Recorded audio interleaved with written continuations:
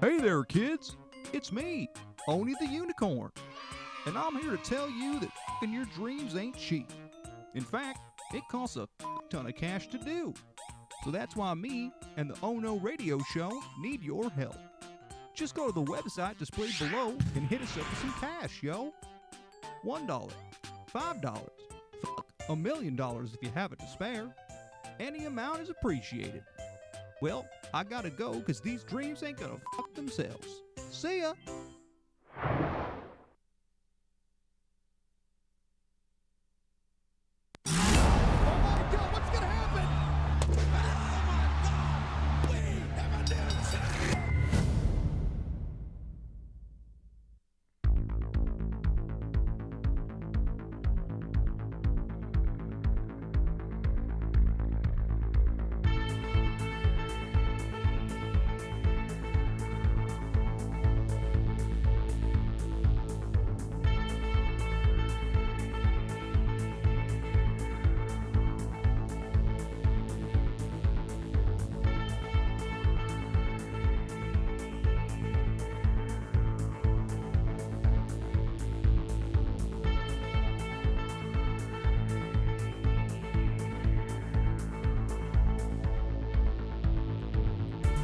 And yes, welcome back to yet another edition of the one, the only Oh No Wrestling Podcast.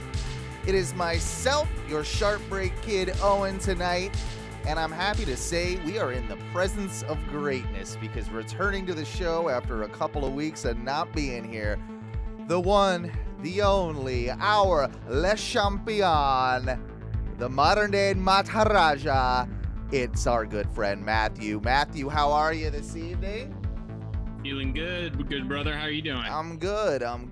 Unfortunately, our other good brother Duncan could not make it this evening, but that's fine because now we get a chance to kind of get the other side of the equation. Yeah, the champion's opinion on things. And yeah, you've been on a tear, huh, lately? I have been on a tear. I thought you guys did the predictions last week without me. I got them in like right before, I think. Yeah. And Bliss was my wild card, and I really thought that was going to clinch it for me. And when she didn't win, I was like, fuck, I'm going to lose this. Because you each took a wild card, too, just to kind of make it interesting, because I think we all could have gone pretty much similar ways. What was it that allowed me to win? So I know Duncan had gone Balor in the main event, and that screwed him. I want to say we ended up actually tying, but then again, of course, it is champions advantage, and therefore, you retain. So we had very similar picks. I want to say, apart from that, Alexa Charlotte match. I want to say, I think that was the one where, I definitely went Charlotte and you went Alexa. So yep. Yeah, it was a hard fought win, but I'm creeping up on you, bro. I'm gonna get this. I'm gonna get this. I mean, every great reign has to end, but that's it. I'm gonna keep running with it for a while. Well, let's hop right into. I don't know. Do we want to start more modern and backtrack? I think that's what we do. We're gonna be all over the place here tonight because it's been a while since me and Matthew have talked wrestling. And so we're going to start, since we just talked about championship reigns coming to an end, how about we start at the end this time? Something that happened very, very recently, just on this Wednesday's Dynamite, with what I would say is probably the run of his career, our boy MIRO dropping the belt to one Sammy Guevara. Yeah, I wasn't expecting it to happen. But you know what? I think it's actually about time. I think it was actually a really good match. I mean, yep. It made Sammy look great. Miro still looked great. And I think it's time, to move. About I think he won it in May. I want to say. I think that was. Yeah, that sounds right. See. So it's a pretty lengthy. It's a pretty lengthy reign, and I think it's smart to do something like that, especially with a belt as new as the TNT Championship, just to give it a little bit more lineage.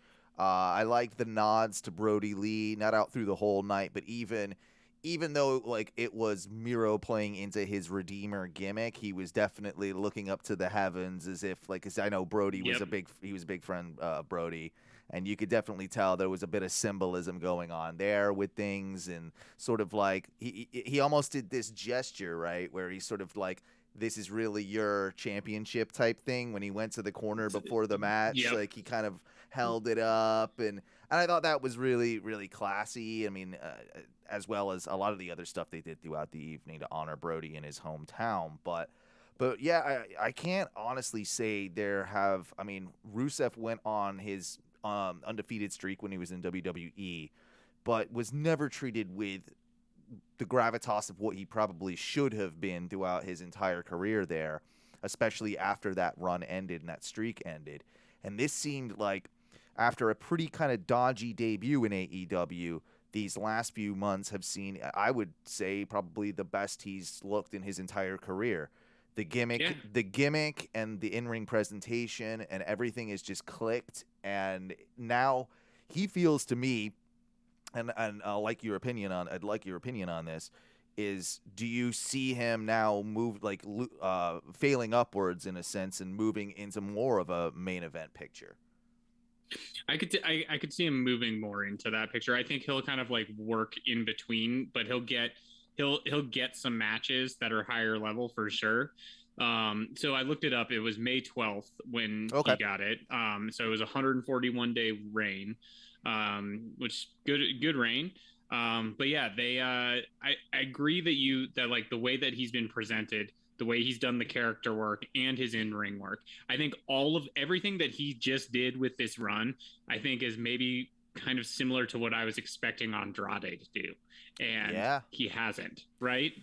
No. So I'm really glad that Miro's gotten it now, but it is reminiscent because, like you said, Miro didn't have the greatest debut either. That was kind of botched. So there is still, some hope there for Andrade, and not trying to shift it fully. But I think that to answer your question, let's go there though, because I think with Andrade, I have a feeling that a lot of this Flair stuff has affected everything as well. I feel like they were really positioning Flair to come in and play a management type role with Andrade, and that was maybe the next little thing that they could have done that they might have been on the cusp of changing his kind of character and changing his trajectory.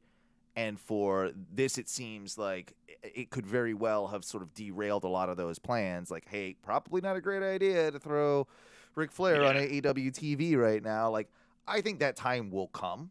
I think that, we will see that, but they've got to let, these flames die down a little bit first. Yeah, they definitely have to die down a little bit before. I mean, I think a lot of it actually before they actually pull this off. Yeah. Unfortunately, I think that's what has to happen. You guys talked about the Flair thing. I mean, I wasn't on for that, and I mean, he's not going to be not going to be a part of the wrestling lexicon, and I do see somehow him still getting in and being used somewhere.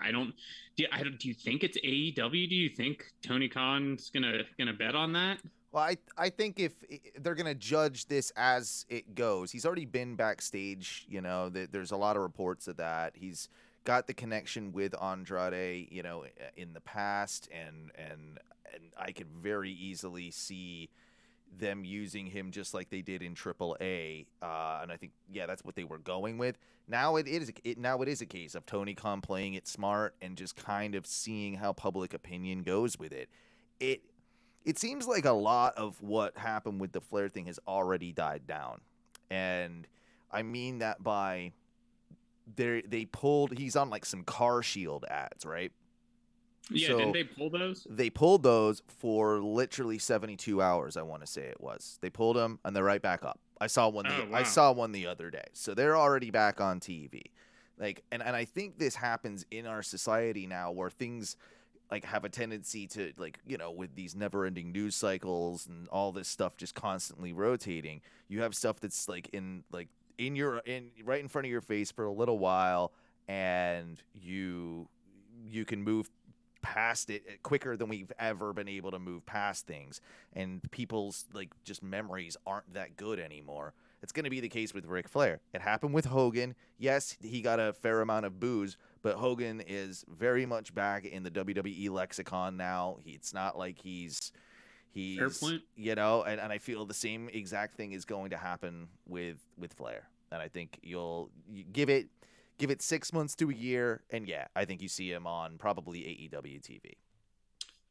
Good point. A fair point. I can't disagree with any of that actually. But I will say what I strongly agree with is that people get, something like this, or they get outraged, about something or shocked by something, and then it's until the next thing that happens. Like you said, it's like the 24-hour news cycle, and just everyone having access to being able to speak their minds, look up records, like all that sort of stuff. And maybe 5 years from now, someone's going to recall this again happening, and it'll come up and be a thing for a day or two, and then it'll kind of go away.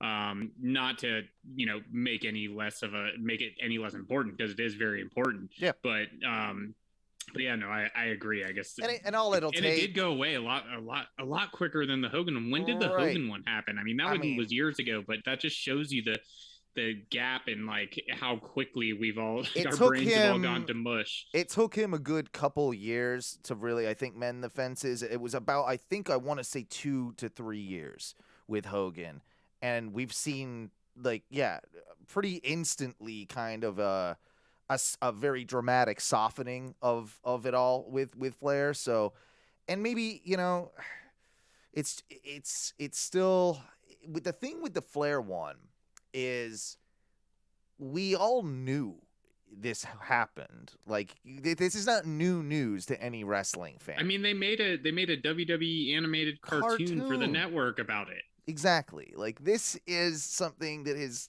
been very widely known. Now, I guess we're hearing it. It makes it so much different because we're hearing it from the perspective of the person in there.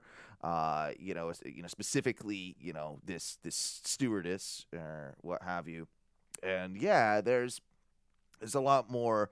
We're going a lot more in depth with that situation, but it's not like it's a surprise to anybody. And I think that's maybe part the thing. of the Hogan thing originally was much more shocking. Yeah, to people, whereas a lot of people were like, "That's fucking Ric Flair," right. And he says that he's not saying he did exactly that, but he's saying, I did twirl my dick around like fucking Hellcat, like people, very open about Space Mountain and womanizing and all these types of things, yeah. Right? So you already knew that was kind of part of his character, whereas you don't expect Hulk Hogan to be caught on tape, basically, dropping the N-bomb, where when he was your childhood hero for so many people. So I do think it is different when he was squeaky clean as a character, Hogan, each vitamins, all that bullshit, right? Like, you gotta kind of think like, there's a different dichotomy. Now, if Ric Flair was, the upholder of women's rights throughout his entire career, I think as it does this, then it's obviously slightly different. But you give things a little bit more of a pass, I suppose. I don't know how you fix Andrade though at this point, because they've gone through 2 manager changes. Yep. I heard this the other day, and I kind of like the idea. At this point, just have him with that silent kind of like assistant guy that he has. Have him and have them just only interact in Spanish. Also, just have Andrade just cut his promos in Spanish and put up subtitles. Yeah. I think that way you can get around him seeming like, you can tell he's nervous. He's tripping over his words. He's focusing so hard in his promos on how he's delivering his English that you've lost a lot of the emotion, right? He's not being able to like. He's so focused on like enunciating and like and pronouncing the words, like you said, that you're not able to get the gravitas of like what he's trying to say, like when he's angry, you're not really getting that. It seems forced. What if he did this? What if he mainly did Spanish, but then had some places where he then wanted to re-emphasize something, and he was able to say that part like it just like a couple of words in English, that'd just be perfect.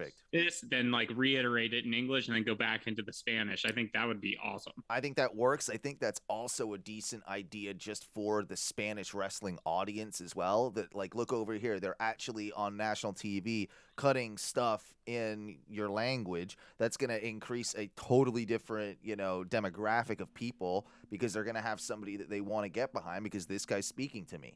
And I think that they need to do that across. I mean, you've kind of got that a little bit with the Sierra MIRO and all that stuff, right? With Penta. But I think that works. I think you can absolutely do that. I think there will probably come a day where you could align, Penta, Phoenix, and Andrade. I think you can absolutely do that. But, but not now, though. Definitely not right now. Not after they lose the belts is probably what you need to do with that. The other thing that I would do, I think, to change what's going on with him is have him stop wrestling this like. He's wrestling more like a bigger, slower guy than he used to in NXT when I saw the peak of where I fell in love with Andrade. And he's wrestling a slower, more deliberate pace, probably some would argue safer style of wrestling. He had a great match with Pac with a smosh finish, but apart from that, it was a good match, and it was kind of a bit more like going back to his form. But he needs to have a few more of those for us to remember why he is important again. And he's not had many matches in AEW, but that's been the only good one, was the match with Pac. He's had like 3 matches, but 2 of the 3 were shit. They were really boring matches. I can't remember who they were with now even, but... I actually don't even remember who they were with either. But I know but that shows you, too, probably how uninteresting those matches were. If neither of us can remember off the top of our heads. So I still think there's a future there. I kind of feel bad for him in a sense, though, as well, because he's just been so overshadowed by so many people that have come in since he came in. And that's a problem as well. Malachi came in, and that was the first death blow, right? Like, that was... Oh my God, he's way more over than Andrade. And that was only a couple weeks, I want to say, after Andrade. It wasn't long. And now you've had just, I mean, you can't even put that shit into words. How's Andrade ever going to compete with a Bryan, a Punk, a Cole, right? You just can't. So he sort of seems lost. It seems like every time they get going with him, there comes to something kind of gets in the way of it. And so maybe at this point, you have him maybe have a couple matches, but then maybe we fake an injury with him and we find a reason to take him off TV for a while so that we can come back with a bit of a fresh look, a repackage, even if it's only a month or 2. Yeah. Do that so that we don't. I feel like they're trying to. Everything with him feels forced at the moment. Like they're just scrambling to figure something out. I would rather them just like ignore it and forget about it than force something unnecessarily that's going to just go poorly for everyone involved. Yeah, no, I agree. I'm curious to think, or now I'm thinking about, who do you think Sammy starts having some matches with for this title? Right. Well, he's so firmly a babyface at the moment that we've got to think of like what sort of heels are on that level. I can see. Weirdly, I can see, and it's been brewing. I feel like Moxley's gonna turn heel sooner rather than later. Yeah. And I could even see Moxley challenging for that belt later down the line. He won't be anywhere near like Sammy's first. Ricky Starks. Starks is a good shout for that. Starks is a good shout. Even a Powerhouse Hobbs works as well. Although I'm not as sold as many others are on him, I guess. Like, I don't know. I can see he's very athletic. I'm not. He's big. He's strong. He's and big, sometimes he can move quick in tiny spurts. But I don't see a drop of personality in him. I don't know. The personality I see is just generic cockiness. Yeah, because he's a big dude. He he does like the little like lip snarl, like like it's one of those when he does a big move, but it's not. Yeah, it's not. It's There's not no hitting for charisma me. beyond that.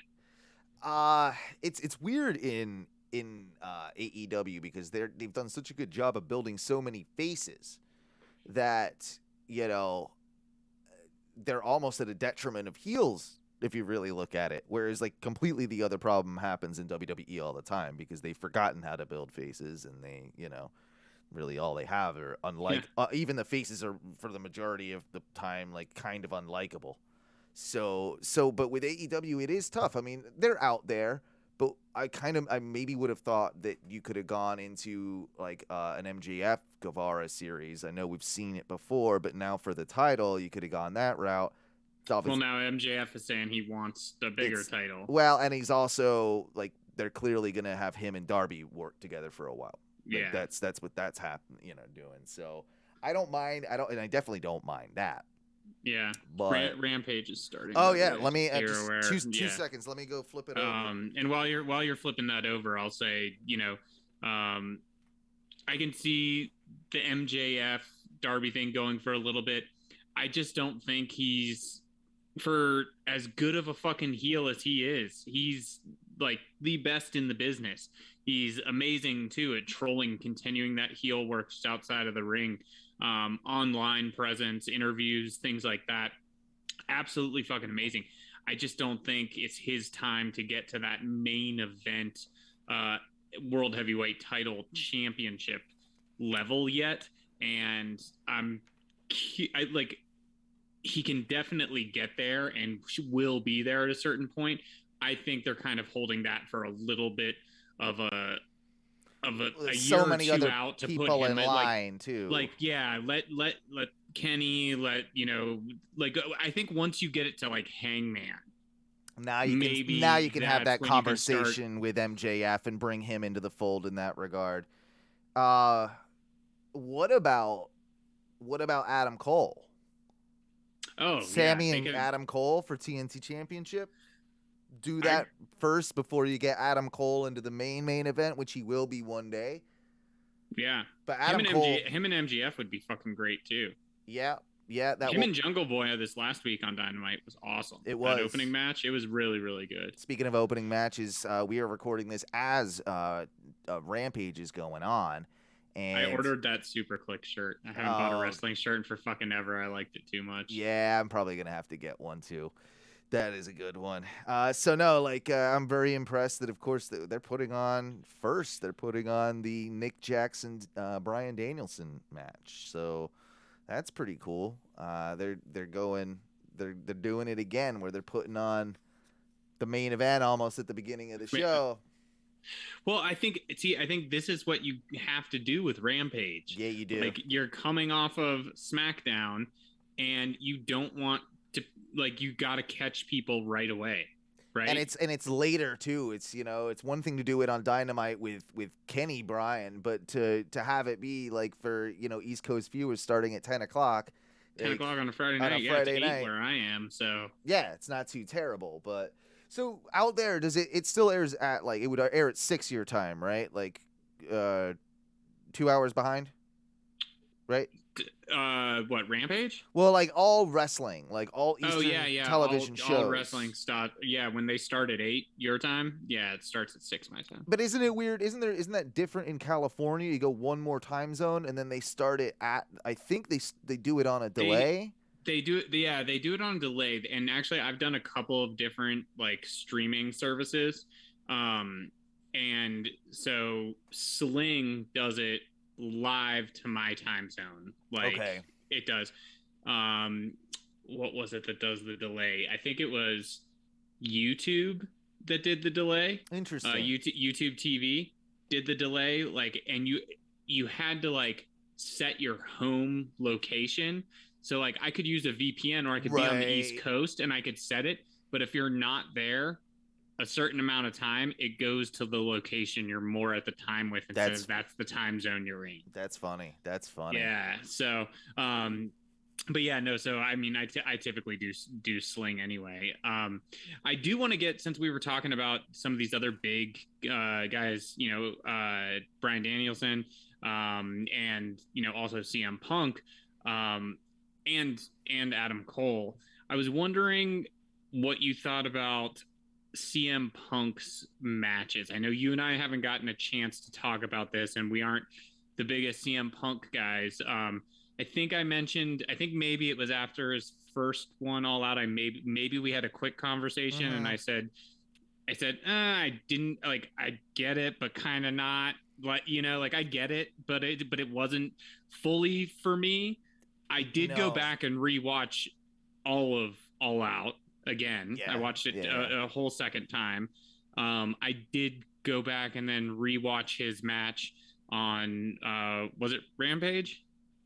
Yes. Yeah, it was Rampage. The match on Rampage too. So I've watched that twice as well. But that was the one with Hobbs you're talking about. Yeah. Yeah. So I would love to hear. Weirdly, I think neither match is for me. I don't know that he is just my style of wrestler, and I know that sounds crazy because he, he's obviously like the second coming of Bret Hart now, is what everybody's saying with these matches. There's tons of nods to Bret. There's definitely, the style he's working in is definitely more Bret Hart than ever he was in WWE. But I find myself not being gripped by them. Like, I don't think that either one has been bad. I think he looked better in the first one, honestly, than he did the second one.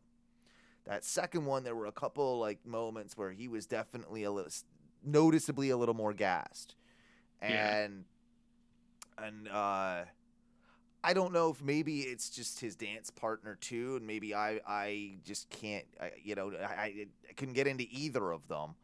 I like the aura of Punk and what he's got going on. I'm not buying a shirt of Punk's, but I can respect the aura of him. I just don't think he's my guy. I just don't think he's my wrestler. I don't connect with him in the same way that I do a Kenny or a Bryan Danielson or Oracle. Like, any of those top guys I'm far more into, and there's tons of lower level guys that I'm more into than CM Punk, and he was a great signing for AEW. I like how there's not an emphasis at the moment for him to be going for into the title picture. I do think that what he's doing might get a little bit old, and it's going to be interesting how they continue this with Punk, because if they're not going to put him into the title picture, why are you the best in the world? Why are you here?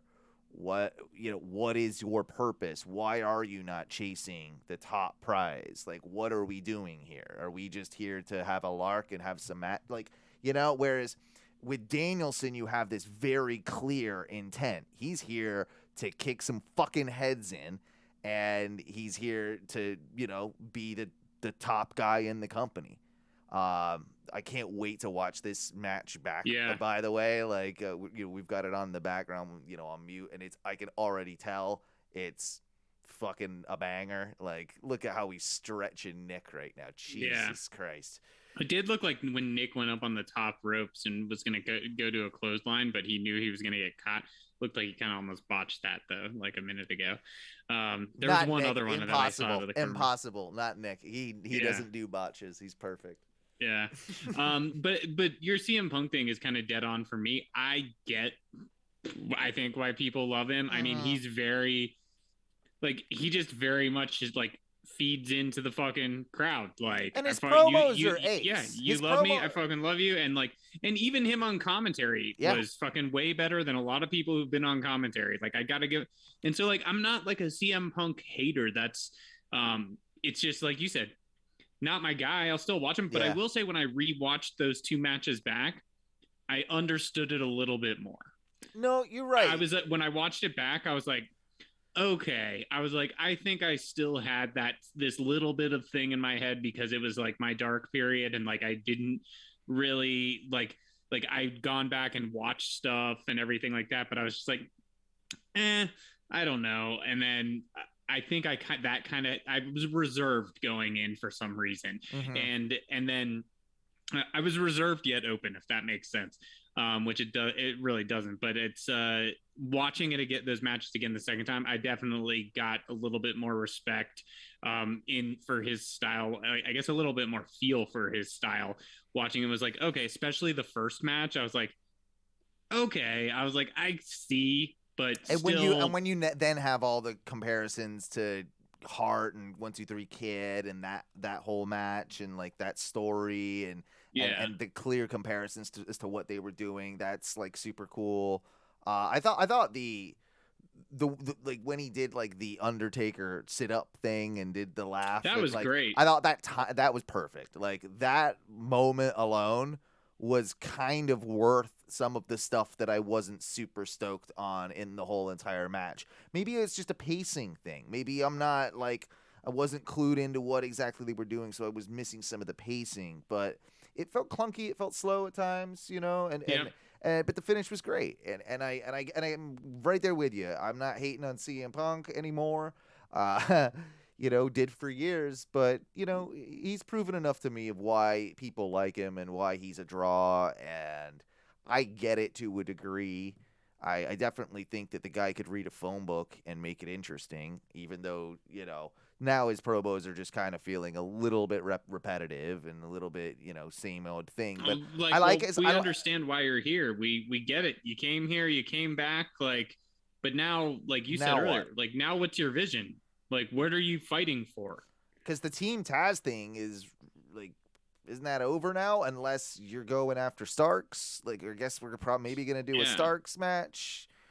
I think there has to be more of like a story, like with him, as opposed to just these random one-offs. I think that's what he needs, is a storyline, as opposed to just riding the high of like his comeback, right? Because you can't ride the high of that comeback forever. Eventually, that comes down.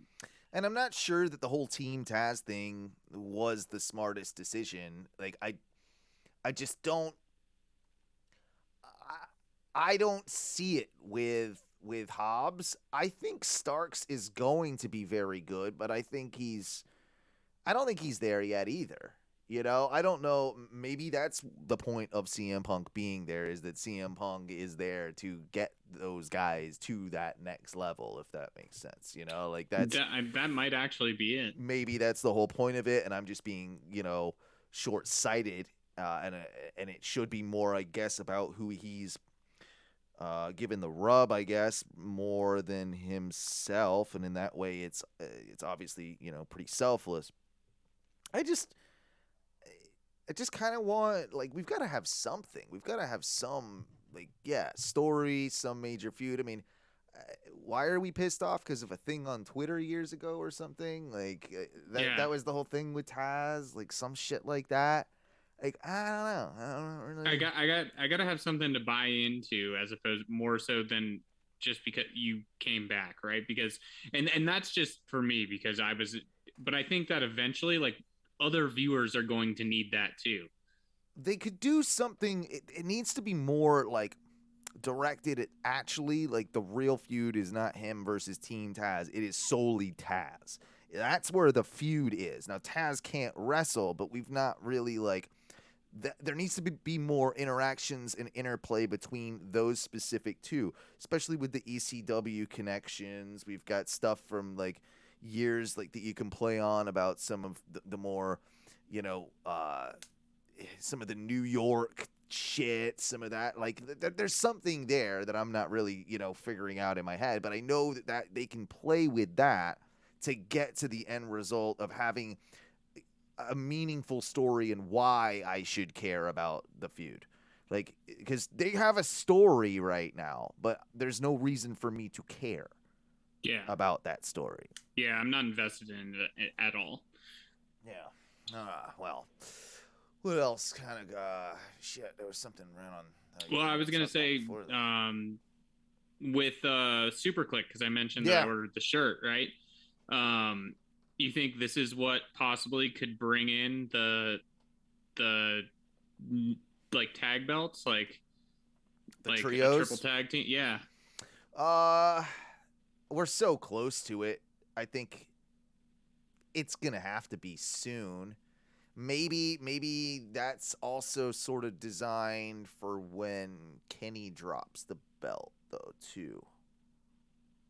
Right, So the Elite always have gold, but they never, have it all at the same time type thing. Like, you can do something, there's something there. It is interesting, the stories that have come out this past week about how realistically all of the EVPs apart from Tony Khan at this point are like don't really have creative control. Like, it's all in Tony Khan's hands. You saw some of these stories, or? Oh yeah, I read all of them, and I read even Tony Khan saying like, yeah, I've noticed when I get more hands-on and more involved, like, it gets better. It's better. Yeah, he's been really open with it, and let's be real though, I think like you can see little threads of like certain things, but not everything, with the Bucks and what have you, and Kenny's like involvement in the early days of AEW, but it's always been Tony Khan, really. With the I think so. say. I think maybe they like, well, even like with Cody, right? Like, they were saying like Cody was like, there was one interview, one podcast he was on recently, and I was reading the article, and he was saying like, that as EVP of fucking talent, my goal is to put talent over, and that's what I've been doing. And everyone online says that I'm putting myself over, but I'm putting other people over, and that's been my job, was to do that. And the thing was that like apparently he was the only one ever really showing up to the meetings for like creative and things like that on a regular basis. Because you're a nerd, Cody. That's why. Yeah. The rest of them are like, I'll text you, Tony. Like, if I've got an idea, I'll text you. Like, it's stuff, it's shit like that. Like, yeah, I'm buying sneakers, man. Yeah, exactly. Speaking of Cody, though, too, there's obviously this tinge of him going to be turning heel. I mean, we're looking at it, we're watching it week to week, whether he even wants it or not. And a lot of people are said this is from just Cody fatigue. He needs to be written off TV for a while, so and so and so.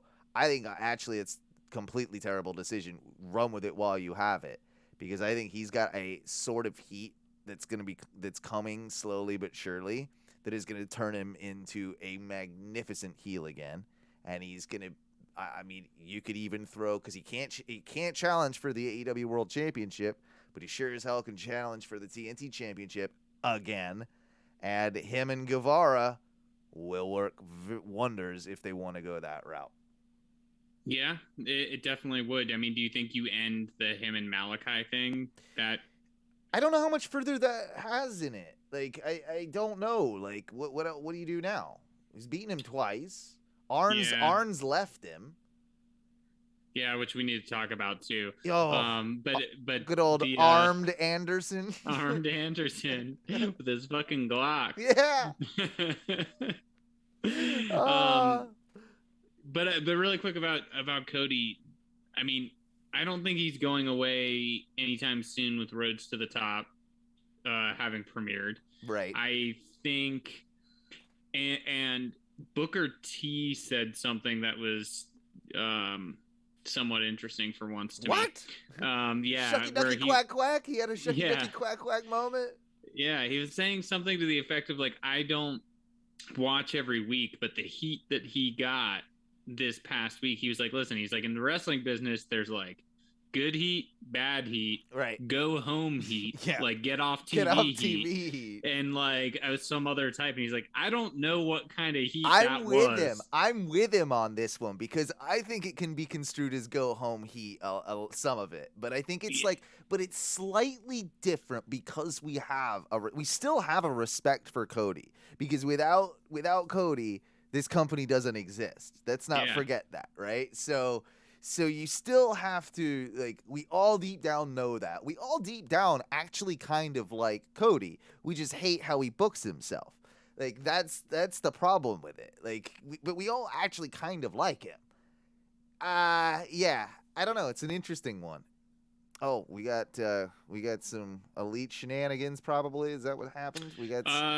He tapped him out. He tapped out Nick, Yeah. and then the elite hopped in after the Yeah, fact, huh? they ran out. And then Omega, we got all Jungle Boy Christian there and Luchasaurus, helping out D-Bry. We got a big brawl in the ring here. I was thinking about this the other day too. Turn Christian heel sooner rather than later, and have Christian turn on D-Bry and cost D-Bry his D-Bry's next championship shot when he gets a rematch with Kenny. Have him turn, and then him and D-Bry, and then do him and D-Bry. Yeah, because I think that works. I think that match works real well.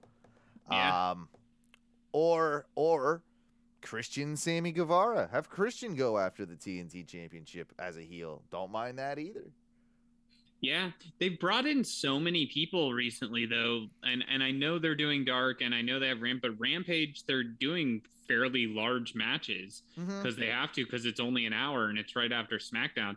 There's a lot of people on the roster that carried them through the pandemic that are yeah, that's unfortunate. I mean, you kind of see it with a lot of the Dark Order were kind of like that, at certain times. Like the Dark Order, when was the last time you saw a Silver Reynolds match, on true. Dynamite? They're on Dark. Yeah, that they appear, and they did, and of course they definitely did last week with the Rochester thing. But there's a lot of people that are missing from. I wonder what the company would have looked like without the pandemic. How you couldn't have had Cole, but Tony Khan said he had been talking to CM Punk for a while, and had the pandemic not happened, he would have brought him in earlier. Yeah, I think he was kind of a given. I can see, we can't go into this it's impossible, right? It's literally an impossible thing to really comprehend. Somewhere in the multiverse it happened. Yeah, right. I mean, what happens if WWE doesn't release all this talent? What happens if D-Bry doesn't lose his smile with WWE? And because that's realistically what happened. He talked about it in a couple of interviews about how he was just at that WrestleMania match with Edge and Roman, he was just he was done. He just I don't like this. This is boring. And you can hear him when he talks about the match that he just had with Kenny, how amped he was. He was like, this is wrestling. This is what I do. This is fucking fun. Yeah. You can hear it in his voice in these interviews when he's talking about it. You're like, wow, this is what you fucking love. I see over there, chat room, Dark Sage 9117. If you want to ask a question, you can just pop it in the chat room there. We'll be happy to answer that. And it is an interesting conundrum. I think you still get D-Bry, though, in that if pandemic doesn't happen, I think you still get him losing because, let's be honest, WWE's not going to be any better for it. Yeah. Right? And he's still going to probably lose his smile, and AEW's probably going to get big enough and open, the forbidden doors, and that's all he wanted, really, was to be able to do that. That's what I see Daniel Bryan doing a lot with AEW, is we're going to get some dream matches, from New Japan on American television, that we wouldn't have had D-Bry not gone over. New Japan probably has such a that's going to be really good for them too. So if they can bring some guys over and then he does maybe a tour, of Agreed. Japan, that's going to be great for everyone involved. But let's talk about Armed Anderson, because that yes, that is what a promo. I mean, first off, I loved the promo. It was so that's where you've been, Arn. Fired the fuck up. All right, yeah. Talk about when we were talking about Andrade, you're not getting the emotion, and so Arn had the fucking emotion. He is fucking terrified of Malachi Black, I can tell you that. He wants no part of that shit. He's like, that spooky old asshole, I ain't dealing with him. Nope. Nope. That was a good impression. Thank you. I've lived in the South long enough. We could all do a bit of an Arn. Yeah, but he was fired up. He was raring to go. I enjoyed the hell out of it, but I don't know. That had to have been just Arn improving, right? You think that, like, did he? I mean, but like him improving, how does he get to like? You're the type of person that I'm the type of person to pull the Glock out, point it at his head. Cody, like, you're the type of boy that your like, car gets robbed. He had some of that in the chamber, right? Or or do you think there's just like a side of him that we don't know? It's probably he probably had like 4 or 5 Budweisers before he got out there. Yeah. Like he had a few drinky poos, and then he just got out there. Oh shit, I gotta make something up. I gotta be intense. I remember this time, this one guy, tried to rob me, and I shot his fucking head off. Yep. I'm like, I looked at Teresa, who was watching it. We were eating dinner, and I'm like, did Arn Anderson just say he killed the guy? Like the Glock. Yeah. That's fucking awesome. Here we go. I love it. I love that Arn. No, I love that Arn too. We need more of that. Like, listen, Lee Johnson, you stick with that Arn, and you're gonna go far. That's all you need to do is listen to what Arn says, and you'll be just fine. Okay, we got a question here. I'm curious if WWE would have Roman Reigns break Brock Lesnar's 686-day reign as Universal Champion. Roman is near 400 days as champion. Okay, so wait.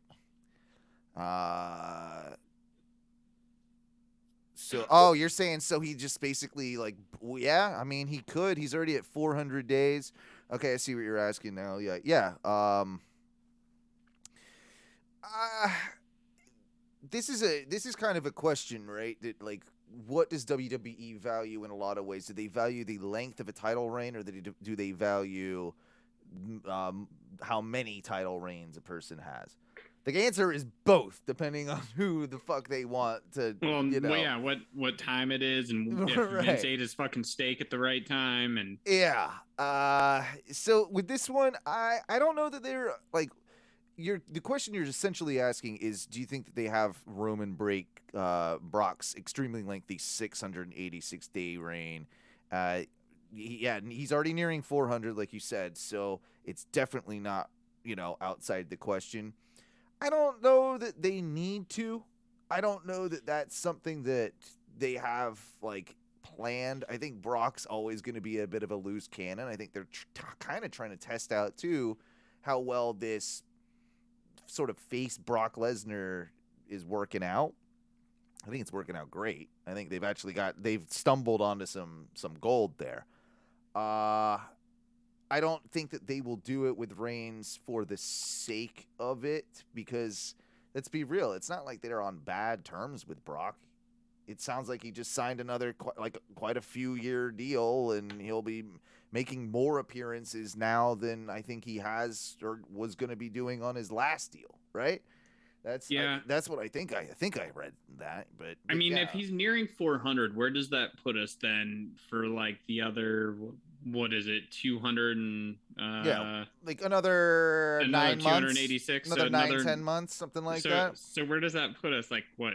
SummerSlam? Yeah. SummerSlam. Or a little bit next before year. SummerSlam. Yeah. So I don't know. I mean, I think the big thing is, I can see him holding it that long. I could see him holding it that long too, because I think the big thing is, are you getting The Rock at this WrestleMania or the next one? Because I've read rumors now that possibly it's not this one. No, they want it at the LA one. Yeah. Which that all got switched around with the pandemic thing, right? Yep. Everything got a little mixed up in that. But they want The Rock at the LA one. The Rock's not going to beat him either, though. The Rock's not going to beat him, but I think but you've said it before, or I believe, don't let me put words in your mouth, but I don't think that match needs a title. Oh, no. I think you said it last week. I think that match doesn't need a title. So I think in reality, this is actually a really good question, because it is. Because like you said, it's both, but at the same time, they need a fucking long-lasting superstar who is younger, someone younger than Brock Lesnar, someone who's going to fucking carry that company. And Roman he's the chosen guy, and he's stepping up to the challenge, and he's been doing it. Now the fans are loving this. I'm liked this whole run that he's had and has been doing. The whole gimmick and has been great. And I still fucking love his theme song. I don't care what anybody says. I think it's a banger. I think it's a banger. I also it's a little love better than yeah. Oh, it's better than that. And also, it's that fucking like terrifying Roman 3D thing that comes out at me every time. That thing is scary as shit, and I love it. With his like, doesn't he have? I think he has the lay on too. In that, yeah, like, I think he does. Yeah. It's like, whoa. But I wonder how long how long do they wait until they turn him face? And does he still have the title when he does that? Because I don't think you can make that change with him still having the title. This might bore a lot of people, and it even bores me coming out of my mouth, but this is so how WWE probably is thinking about this too, is that with Roman and Brock, those two are like, they're like this odd couple everlasting feud, I think, is what they're banking on. They've already had their matches in the past. They've like, for the most part, Brock's like bested him, and then there's been times where it's gone the other way, and we've had all sorts of shenanigans with Roman and Brock throughout the years. But they're like this sort of like this. What's a great comparison? I mean, like, throughout their entire years, they always come back to each other, right? Like they're like a fucking Jim and Dwight, or like a Taker Shawn, like, is probably a decent one, right? Like they always seem to end back around each other, and something like that, where it's this sort of, it doesn't necessarily matter who wins this time. It matters who's got it right now, and who. We always know that there's another match somewhere down the line with the two of them, right? Like, there's always going to be another Brock Lesnar Roman Reigns match until one of them retires, because that is their careers and their paths are interlinked. Even though Lesnar is, a lot older than him, like, quite frankly, Roman should be at this point the guy that retires Brock Lesnar. Yeah, like, who. I'm sure at this point, Brock has to have some respect for Roman. 100%. And he doesn't for a lot of people. We all know the stuff about when, the Dean Ambrose thing back in the day. But contrary to that, like, he really respected Daniel Bryan. And that's why they had such an amazing match, like, for a Brock Lesnar match, Like, yeah. But so if you had to bet right now, right? Like, Armed Anderson has gun to your head. Do you Glock to your head? Do you say he's gonna break the title, break that title reign or not? Reign or not? Ooh.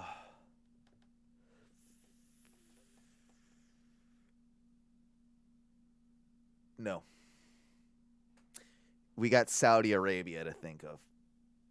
And it's probably not just this show that's coming up between the two of them, but we've got so many more shows where they need to carry Roman through a long time, and they'll need to have another rematch with him and Brock for some reason. And at one point, I can definitely see, now this time next year, I can see Roman still be champion, but that doesn't mean he won't lose it and win it back in that time.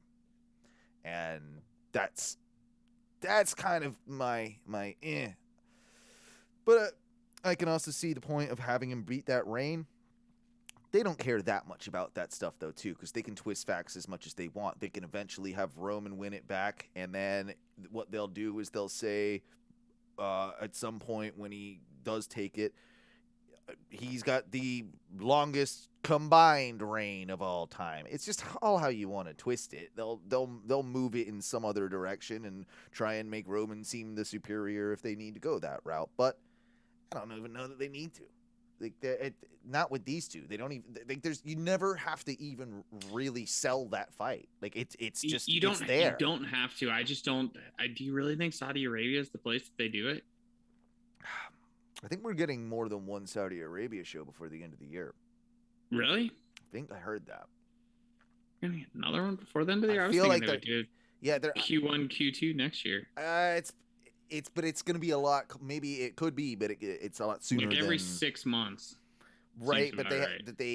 they're catching up for 1 or 2 lost. Oh, okay. So they're doing some shit like that.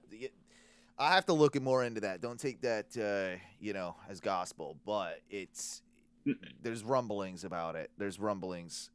I do like the rumblings too that they could be doing finally going back to the UK and doing a pay-per-view. The British fans have been so desperate for it, and they're such good fans. Like they'll sell out a huge stadium. Yeah. Like they'll get a good 80,000 people. I mean, it fucking SummerSlam. What is it? 92 or I think it's 92. Wembley Stadium. That was one of their biggest crowds, if not their biggest legit, gates like in history. In the UK. I can't believe they really haven't done it in such a long time. They always do well there. But yeah, I mean, finally going back. I mean, I think it's been something like 10 or so. I think it's over a decade since they've been back to the UK. I mean, they obviously were doing stuff. Plane Ride from Hell was what, 2002? 2002. So yeah, so it's maybe not quite a decade, but it's close. Because that was they did a pay-per-view there. I want to say that's part of the whole thing. Since we're on WWE and Roman and this, you want to jump to maybe some Extreme Rules really quickly and talk about kind of that finish? We should. I didn't think there were a couple of decent moments in some decent matches on the pay-per-view itself, but it was pretty bog standard, when you looked at the lineup, it was just, on the card rather, it's just it was very generic. You kind of knew what was going to happen. Nothing excited me really at all about looking forward to the show or anything. I also, when I started watching that pay-per-view on the kickoff show, there was all sorts of audio issues. Peacock, it was across the board. Everybody was having them. It was basically you'd get the regular commentary or English commentary, then you'd get Spanish commentary on top of the English commentary, and then at one point we had French, English, Spanish, Italian, and German all at once, and that was fun. What the fuck is Peacock doing? Yeah, they'd fix it for a minute, and then something would happen, and you get whoever they got over there at Peacock is fucking screwing the pooch. But wasn't super stoked on the pay-per-view as a whole. I'm trying to think of what I liked at this point. The main event wasn't terrible until, right? And I didn't even mind the sort of demon hulking up stuff with the lights and the music was a bit much and the twitching was a bit much, but I didn't mind that they were telling a bit of a story. But if you're going to do that, they had to have him win. Yeah. And because now the demon is now it doesn't even matter if you're the demon or not, Finn Balor. You could say, well, yeah, but if it wasn't for the rope, doesn't matter. The rope break is inconsequential in my eyes. You still lost. You weren't able to overcome that, right? And I don't think. I missed most of SmackDown before the show tonight, so I don't know if it was truly even addressed, this rope break issue thing. I would or cut rather, right, from the videos we've seen now. It's weird. Why? This was a very, very just weird decision. It doesn't do anything for Roman. It doesn't do anything for Finn. I bet Finn's pissed. I bet Finn. Yeah, I think he probably would be. I brought the demon back for this. Yeah, and he's like, I don't even want to go to fucking NXT 2.0. Right. Yeah, I don't want to do that either. Fucking term me. Yeah, pretty much. Yeah. He'll go. He'll go and fit perfectly fine in a couple other companies. Yeah. Yeah. No, that finish was fucking uncalled for. I didn't think, which is why I went Roman on the predictions, that Roman was gonna lose it, but I think, I know what they were trying to do. It just doesn't work because, like you said, the Demon has now still lost. We've seen people come back from, kick out at, 2.5, and we've seen people overcome way bigger things than a rope break. And if a demon possessed can't do that. I've heard a lot of people say, like, oh, that would be so painful if, like, the rope just broke and you just went straight down and you hit, like, and I get what they're saying to a degree if you're a regular person. But as an athlete, that you were literally going to be doing a move right before it. You were preparing yourself to do the move where you jump off the rope and you deliberately push your feet into the person's chest as to deliver a blow, and you're not saying that wouldn't hurt more than if you just fell straight down and hit your leg? Like that doesn't compute to me. Like, why would your leg be so tremendously damaged if you were already you were preparing yourself to do something so similar? Like, it doesn't. I mean, I'm sure it wasn't easy to take that, like the unpredictability of you're up there, it's gonna break, and like you're preparing, right? But I don't know. I don't know if I buy it. I don't know if I buy it, in kayfabe, that would hurt more than if you were just jumping, right? Like that. It's a weird ass argument. And Roman didn't just win off that. He still had to then. What did he spear him? Yeah, I think so. I think he speared him and then got the pin off the spear. So Roman won. Like, Roman won. And technically, Roman didn't cheat. He didn't. Who knows? Because who knows who did the rope break? That's also have, like, some explanation of how the rope broke. Because otherwise, I'm looking at WWE and being like, if I'm a wrestler, like, well, I don't want to wrestle there. I'm going to get hurt because they got shitty equipment.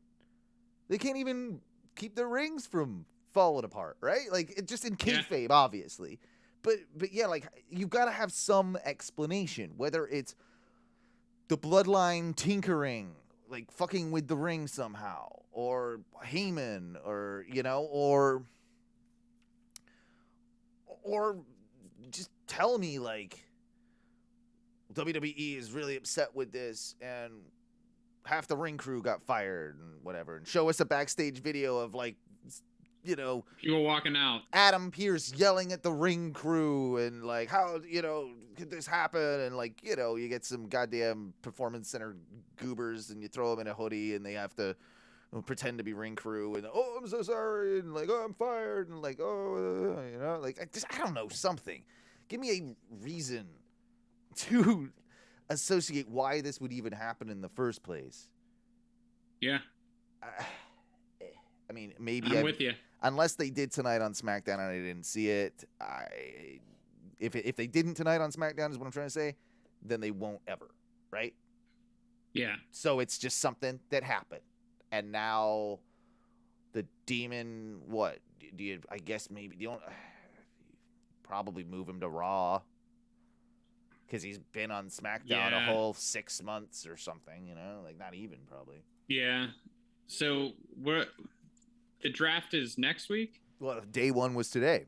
Oh, was it? Yeah. So should we go through what happened? Yeah, I mean, from some of the ones that I have been able to get privy to just from watching, off and on, they've split up the New Day again, with Big E remaining on Raw, or going to Raw, and Xavier and Kofi going to SmackDown. That seems like a dumb decision.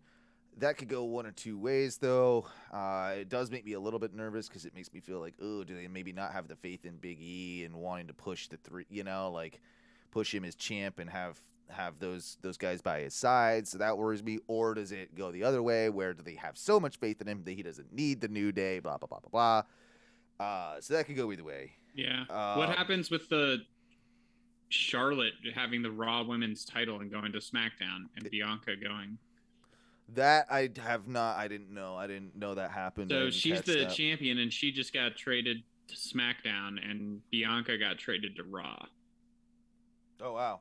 I presume they'll do like they did with the tags that one year, and they just switch the colored belts. Like, you'll be the Raw Women's Champion, I'll be, that's all they do, right? Oh wait, but Bianca's not the champion. No, sorry, I was Becky. I was thinking Becky when you. Yeah, sorry. No, you're absolutely right. So say it again. We've got Charlotte. Charlotte is Yeah. the Raw Women's Championship, right? Champion. Yeah. She's been drafted to SmackDown as the Raw Women's Champion, and Bianca, who was the SmackDown Champion, is being. You think they have a interim match between the two of them so Bianca can bring the belt over? That would be logical. Or Charlotte, does she have to drop the belt with the? Maybe Charlotte and drops it to someone on Monday on the second day of the draft. Yeah. That would be the only other thing you could do there. And I don't. Well, who does she drop it to? It's not Rhea. You know, Rhea is now in the women's tag champions. She's doing that whole thing, so that's not going to happen again. Asuka? Yeah, I guess, but yeah, maybe. I think this is how you get a title back on Bianca. Yeah, you're probably right. You're probably right. And even if they don't do it, like they have a match for it, like even if she vacates it because she has to in kayfabe, or like then they do like a tournament or something, and then Bianca can really. Maybe that's what they do with this Queen of the Ring tournament. Yeah. Or they're calling it something different. They're calling it. I think they're calling it the Women's Crown Jewel. I think that's what. Yeah, which of course they are. Yeah. Fucking shut up. I'm pretty sure I read that today. Yeah.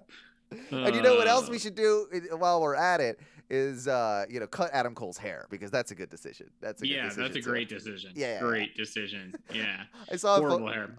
I saw a Photoshop of that, like what it would possibly look like, and I just went, nope. Fucking not doing that. Nope. Arn Anderson says no to that one. No, you lose a lot of charisma. Nope, no boy. No boy. Nope. So we had round 2. I'll give you all 4 rounds. Yeah, give me the rundown. All right. So round 2. First pick for Raw. RK Bro. I'm all right with that. They're a Raw team. They are a Raw team. SmackDown. Drew McIntyre. Oh. So maybe till we meet again then with him and Big E, because they had that confrontation the other week, which was weird, because I'm like, how are they going to do this? And maybe that's just we'll see. Now is Drew going to be the next one you feed to Roman? To Roman? Yeah, that's 100%. Drew's not getting anywhere now until he turns heel again. Drew is stuck until he has a major change in his character or has to turn heel, because he's done. I mean, he's been that character forever too, so he's really got to do some reinventing. Yeah. So then you have Raw Edge. Yeah, I saw that one. That's good, because they needed to get Edge away from Roman, and realistically, this whole thing with Seth Rollins. Although it seemed like they were continuing with that storyline tonight, because Seth Rollins broke into Edge's house and was being a psychopath, just like hanging out in Edge's house, eating his apples and shit. Like, so that's a thing. Edge is all on the phone to his wife being like, I don't care about the groceries. Go to your brother's house. Don't go there. Seth's in the house. So leave the groceries. Yeah. He's eating all the apples. Get more apples. Yeah. So, because she was at the grocery store, you see, and he's just like, I don't care. Just go, whatever. So I don't know. Maybe Seth moves over to Raw as well, and they continue that storyline. Like, I can see them doing that. I could see that too, actually, because I could see that. And they seem to typically do that with Seth. Mm-hmm. Like moving back and forth, and I mean, it typically works out well for him. It does. It always keeps him upper mid card. It really does. Yeah. You're right. It really does. So then we had for SmackDown, their pick was New Day, Kofi, and Xavier, which we already talked about. We then have Raw, Rhea Ripley and Nikki ASH. Okay, yeah. Well, they were Raw anyway, so yeah. Yeah. SmackDown, Happy Corbin and Madcap Moss. Yeah, I'm digging this, by the way. Corbin needs to stay on SmackDown. It's fine. I like the pairing with him and Riddick Moss. Or sorry, Madcap Moss. Madcap Moss. And Happy Corbin is one of the best gimmicks going in wrestling right now. And Sad Corbin. Sad Corbin was great too, but I like Happy Corbin as well. I want him to go back and forth. Like every few weeks, he needs to just like be. He's like the first bipolar wrestler. That should be his Jekyll and Hyde. Yeah. All right, so then you got Raw, you got Keith Lee. Yeah, I would have almost liked that. No, Raw's a better place for Keith Lee. Raw is right now. It's a better landscape for Keith. Yeah, it is. I'd eventually maybe like to see a Keith Lee Big E match. Oh, 100%. And give me a heel Keith Lee. Yeah, I'm fine with that. Yeah, I'm with that. Okay, who else? Well, which is what we've seen now with this like mustache. Yes, and, with this new Bearcat reinvention thing. Yeah. So then we have Hit Row. Yeah, SmackDown. I heard rumors about that happening, and I would have felt like they would have been such a fit for NXT 2.0 right now that like it just seems logical, but it does make a little bit more sense why now Shane Strickland hasn't had a Swerve, hasn't had a match in goddamn, I think it's like 90 days since winning the North American title. So that's something they're going to have to resolve, right? Like if all of Hit Row's coming up, what do you do with that North American, championship? You said they're going to Raw or they're going to SmackDown. SmackDown. Okay, even more interesting. I felt like they would have gone to Raw. They clearly think this thing's good, so we'll see. Mm-hmm. Yeah. They occasionally do with like certain ones. Like this reminds me of like an Enzo and Cass call up. Like they weren't the best team at the time down there, but they were just like in that.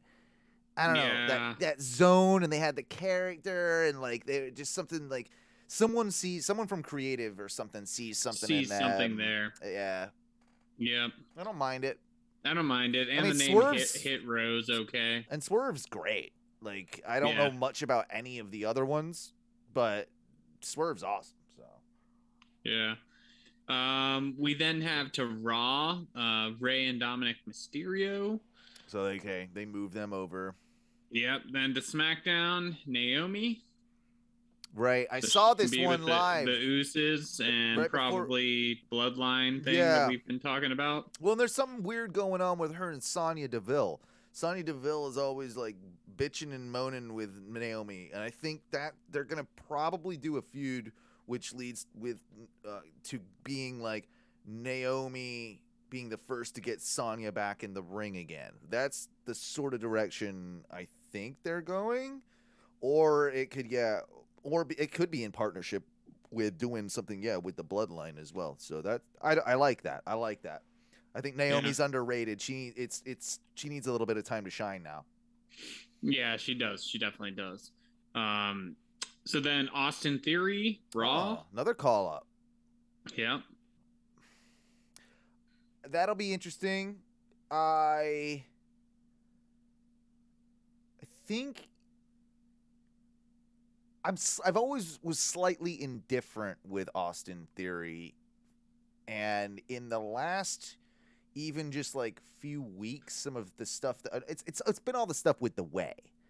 Like I've really liked his stuff with the Way and like some of the stuff that they've been doing with that. So I think he's gonna actually be all right. I think he might actually work on the main roster. I hope so. I'd like to see it work. Yeah. What do you think? Sorry, before I get to the last one here, what do you think about do you read rumors of possibly Dominic getting a mask and then turning on Rey? Rey keeps saying in everything ever. Nope, never doing it. Never gonna. Me and my son will never feud. Me and my son will never feud. Like, he keeps saying it, reiterating it, and it was one of those things. I was like, yeah, well, it's wrestling. He's working us, like that'll happen eventually. But the more and more he says it, I'm actually kind of tempted. I think I might believe him. I think he's actually really not. If I've got to go away, that's fine. But I'm never. He just doesn't want to do it. I don't think so. Do you think then maybe with him taking the mask at a certain point, maybe he takes his mask off and gives it to Dominic? That's the right way to do it. That is the right way to do it. If that is the very good passing of the torch. That would be an amazing thing. And it works with Ray too, because we've all seen Ray's face. He's wrestled without a mask numerous times and did for a huge like pointless huge chunk of his career, especially in what WCW it was, right? Yeah. So I think Ray can take that mask off, retire, and hand it over to Dominic. You know what's how nuts? old is Ray?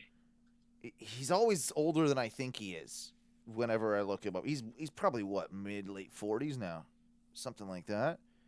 And you know what's nuts about him? That someone I was reading just some weird 46. 46, right? So it's crazy to think that it was it all in. Rey Mysterio was it all in. Let's not forget that. Like, we all forget that. Rey Mysterio was not under contract with WWE at the time, and he was it all in. Yeah, he definitely was. Yeah.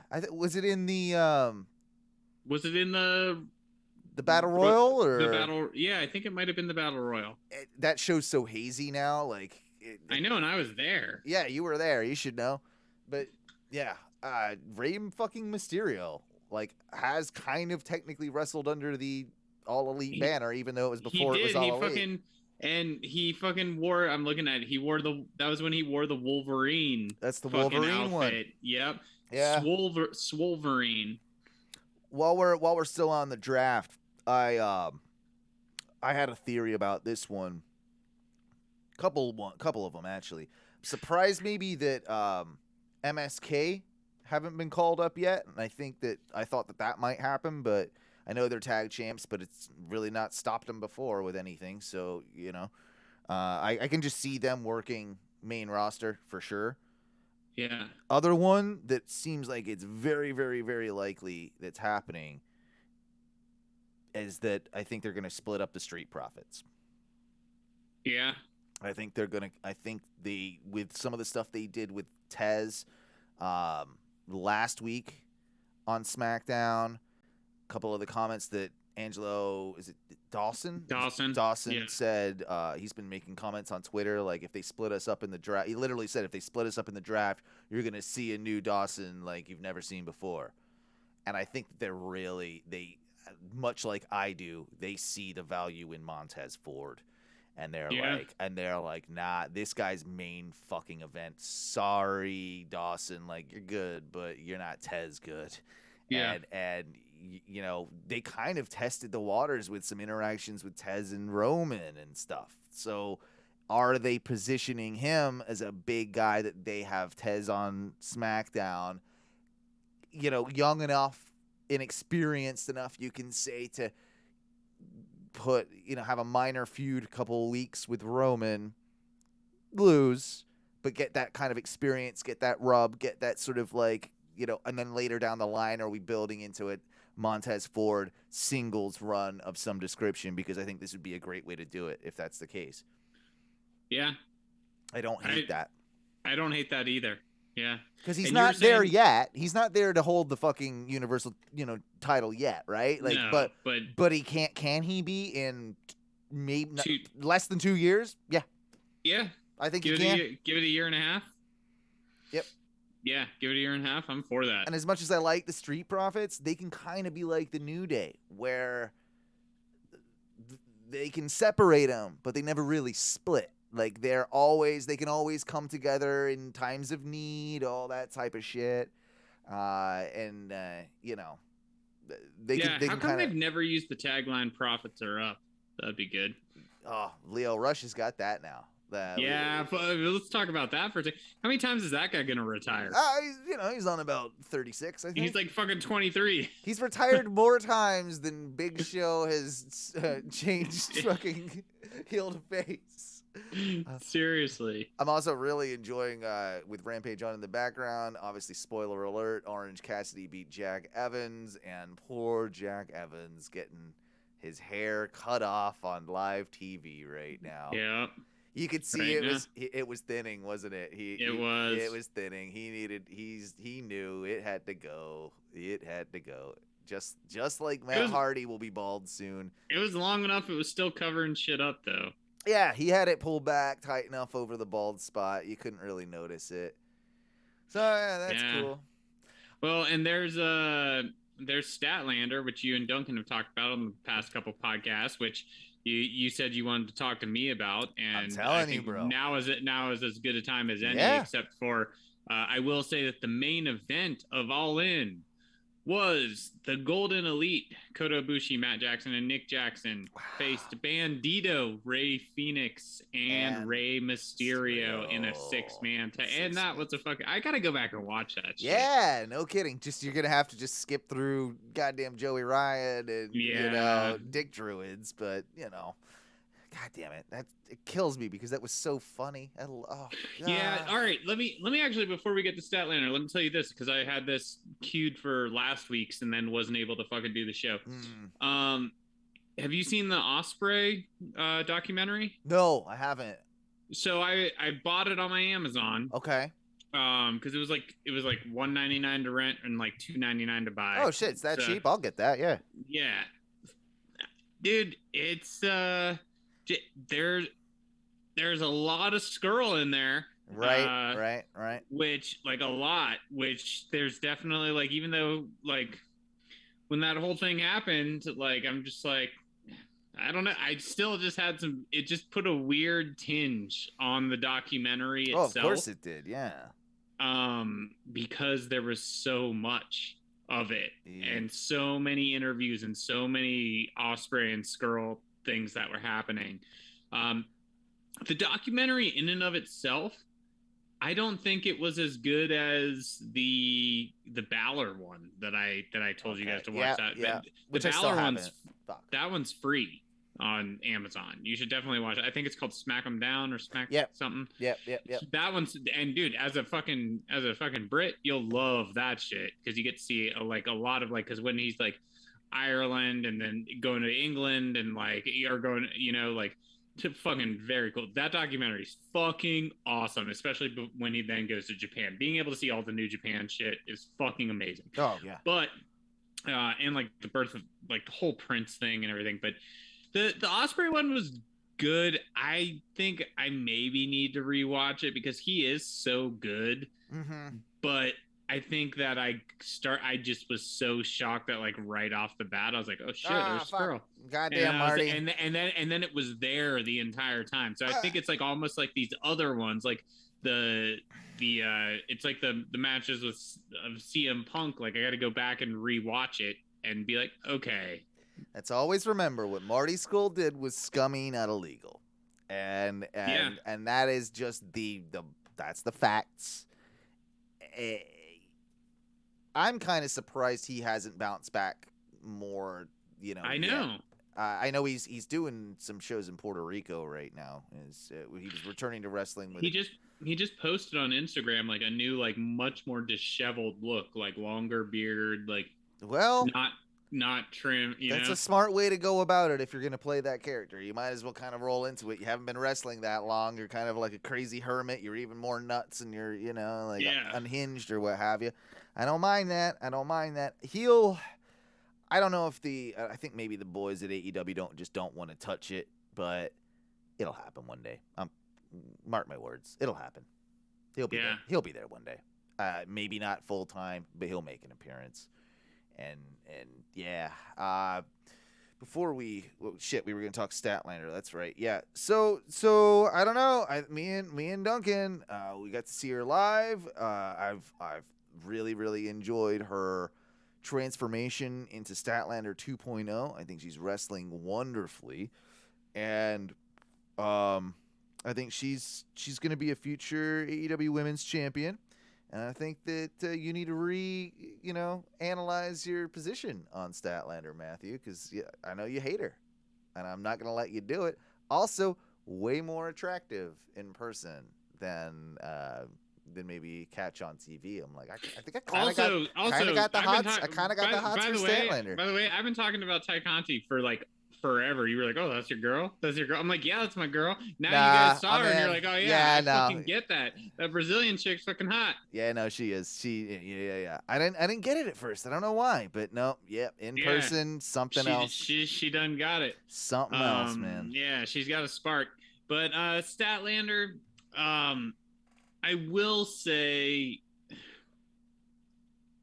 I don't know, like she's definitely been better.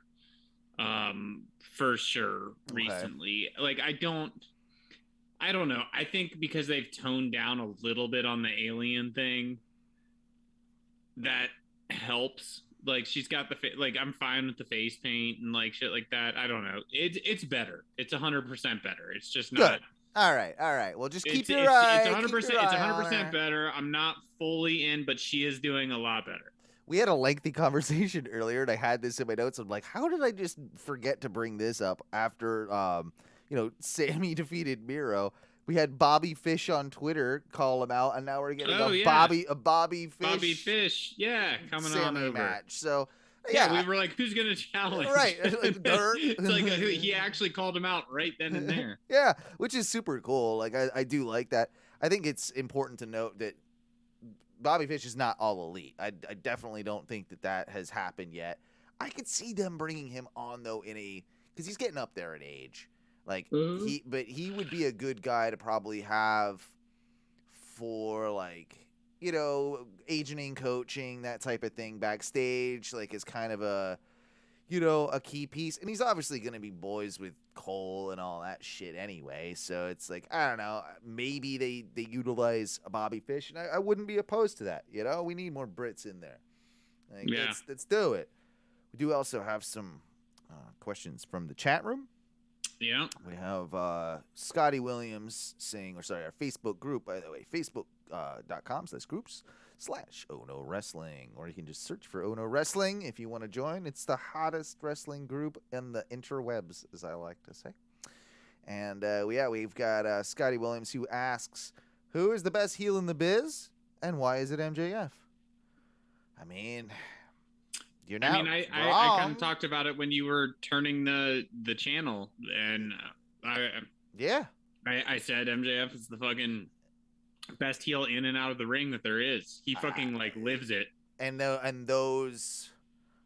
he's on fire these last couple weeks with those promos. I mean, the stuff with Pellman Jr. and like your mom should have swallowed you, or all, and like the Darby stuff. That line.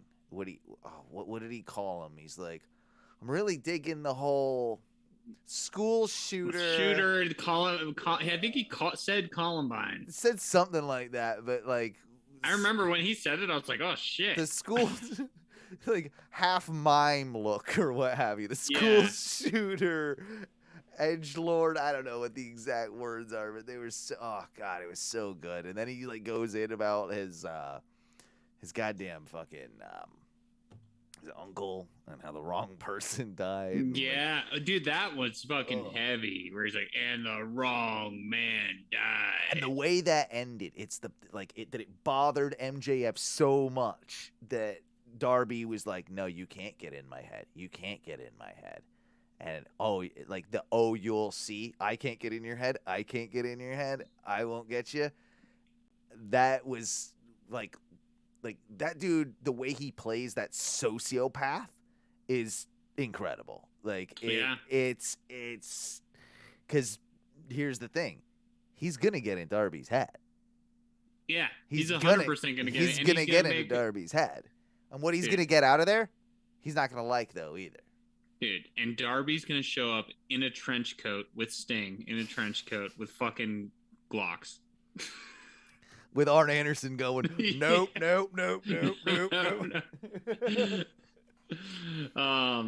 But yeah, dude, You can't. A lot of people can't say that in fucking online and get away with that. No, absolutely not. You get if he said that on Facebook, Facebook would remove that comment. I'm pretty sure. Yeah, he called. Okay, so on Reddit, I found it. Yeah, he called him a school shooter mime on a skateboard. it's such a good line. Like that's a stand-up comedy line. Like that's fucking brilliant. And you know he came up with that on his own. Yeah, he like did. The dude just fucking roasts people. Okay, we'll get. We have Jordan asking a question. What are 3 things WWE could do right now to make fans give a shit? Well, I think you've answered your own one of those 3 things, like already. They could give a shit. Well, they have to reestablish trust with the fans. This is the reason that AEW has been so successful so quickly, is because they have, apart from a couple of very small occasions, they've promised and they've delivered.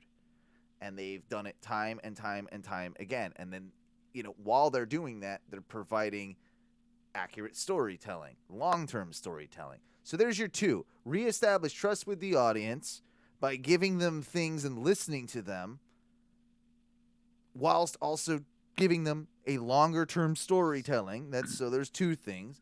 And because that's why we like the fucking Roman thing. That's exactly what we like the Roman thing. When they turned him heel, they gave him what the fans wanted, and now they've fucking stuck to the storyline. That's like one of the only interesting things they have going. Like and on a more like a smaller level, on a more micro level, it's kind of why we like the Corbin thing. Is because there's actually some story. There's some through lines. So. And they did it so well because he was posting on Twitter, social media and things like that. And then when he came up, he's at fucking in Vegas and big. He's got a new shirt. He's finally got a clean shirt. He finally had a good steak. All that dumb shit. That's some of the best stuff that WWE has done in years. So yes, if you can tell a story, just have long term, it didn't even have to be that master class that what we're seeing with storytelling with Adam Page and Kenny Omega and what. They don't have to be that intricate. Just give us stories that you don't abandon in a couple weeks and you maybe have go for a few months at a time. That's what you need to do. So yeah, establish trust with the audience. By doing so, you are telling long stories. And then number 3, I think a lot of people would say make wins and losses matter. But it's WWE. That's never, ever going to happen. I think the 3rd thing that I would do is okay.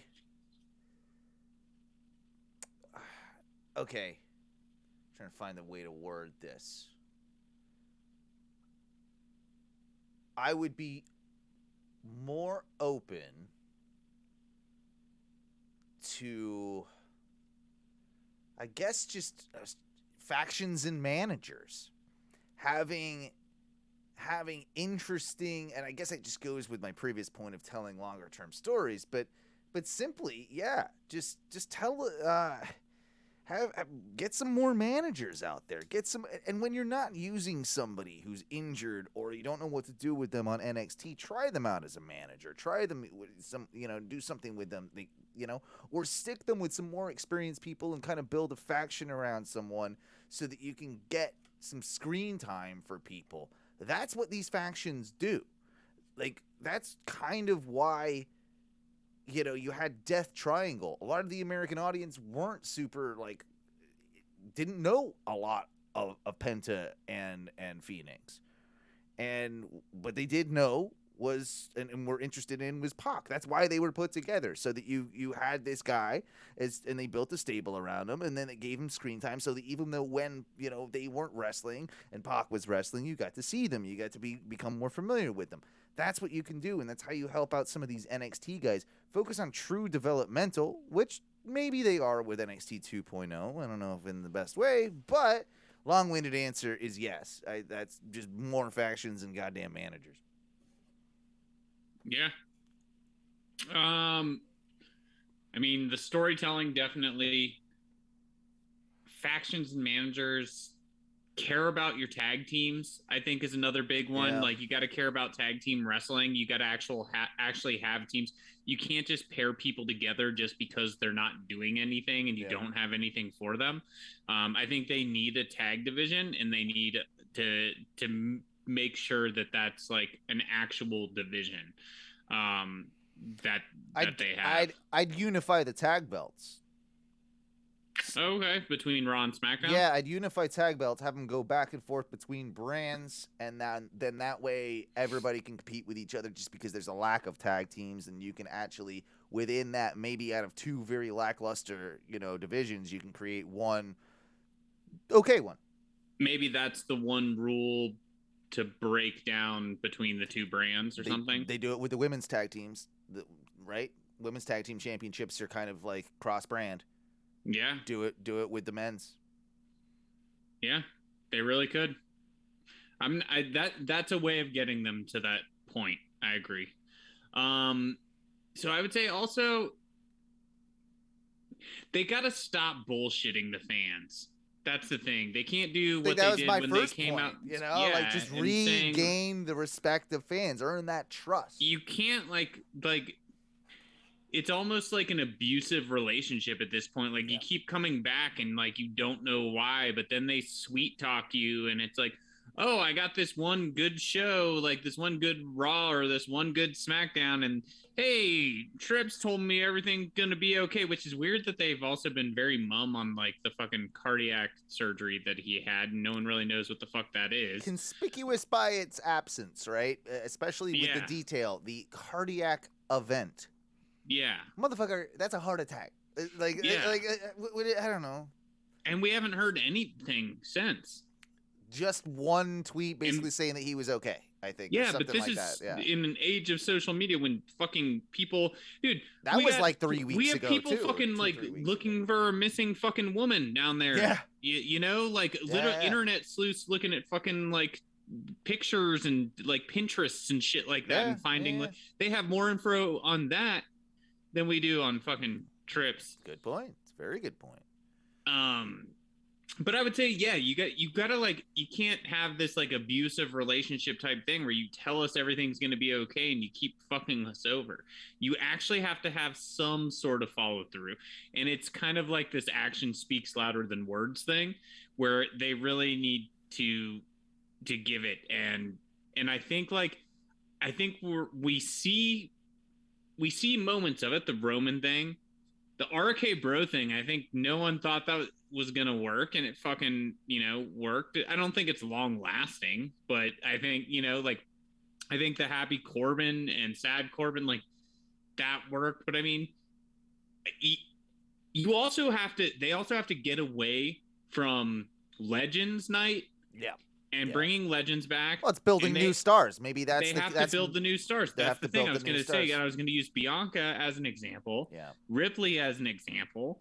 I mean, Ripley couldn't carry it on the mic. She still can't really, but she needs to work on that. She needs some coaching. But like, they need to actually like put some trust in them and not fall back to like the Charlotte, the Becky, and I don't know, that I think that's just, it's been done for so long that I think that's something that you have to kind of like think about, is they need to bring these new stars, and I guess you said it, they need to trust their talent.